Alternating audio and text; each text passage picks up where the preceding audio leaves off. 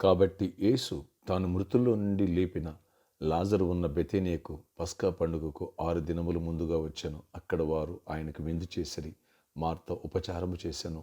లాజరు ఆయనతో కూడా భోజనమును కూర్చున్న వారిలో ఒకడు. అప్పుడు మరియ మిక్కిలి విలువగల అచ్చ జటమాంసి అత్తరు ఒక సేరున్నర ఎత్తు తీసుకుని యేసు పాదములకు పూసి తన తల వెంట్రుకలతో ఆయన పాదములు తుడిచెను. ఇల్లు ఆ అత్తరు వాసనతో నిండెను.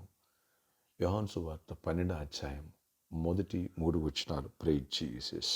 ఈరోజు December 28 Saturday. Good morning.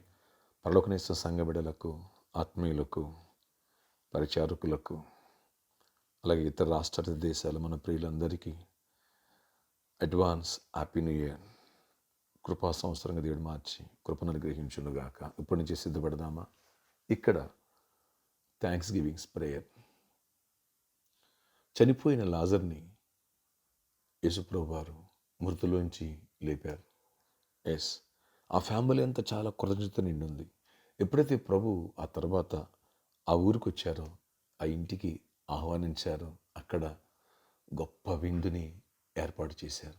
Yes, Martha పరిచయం చేసింది. మేరీ అయితే మిక్కిలి విలువగల అచ్చ జటమాంసి అత్తరు అని రాయబడింది. సీరున్న రెట్టు తీసుకుని ఆ బుడ్డి పగలగొట్టి యేసు పాదాల మీద పూసింది. Praise Jesus. ఎస్, మార్క్స్ పోతరు అంటాడు బుడ్డి పగలగొట్టింది అంటాడు. ఎస్, ఎంత కృతజ్ఞత చూడండి ఫ్రెండ్స్.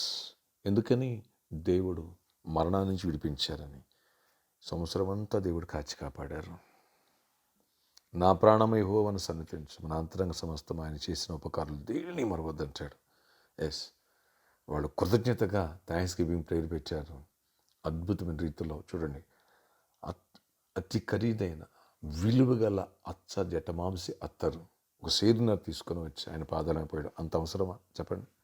అంత ఖరీదైన అవసరమా? ఏదో చిన్నది దూదిలో ముంచి ఉలిపెట్టచ్చు కదా, ఇంట్లో కొంచెం స్ప్రే చేయొచ్చు కదా, చేయలే. చూడండి, కృతజ్ఞత నీకుందా? కృతజ్ఞత సాక్ష్యం ఇవ్వు.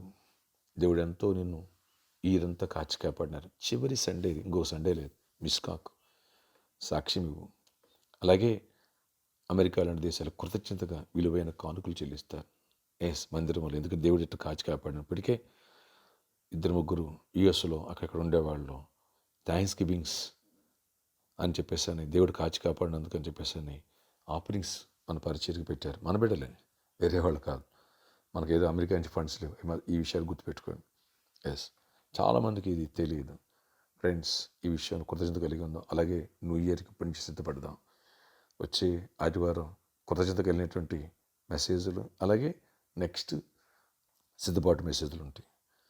ప్రార్థన. ఆశ్చర్యకడ నీ కొందనాలు, కృప చూపించండి. థ్యాంక్స్ గివింగ్ సండే అద్భుత రీతిలో నాయన వేలాది మంది నడిపించండి, కృప చూపించండి, గొప్ప కార్యాలు చేయండి. ఈ రోజంతా గొప్ప దీవెన ఇవ్వండి.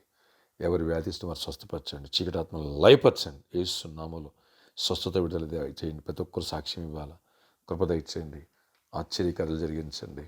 నేను ఎంతోమందిని మమ్మల్ని ఈ సంవత్సరం అంతా కాచి ఎన్నో నేను యాక్సిడెంట్స్ అపాయం తప్పించు, కృప చూపించు, స్థుతులు.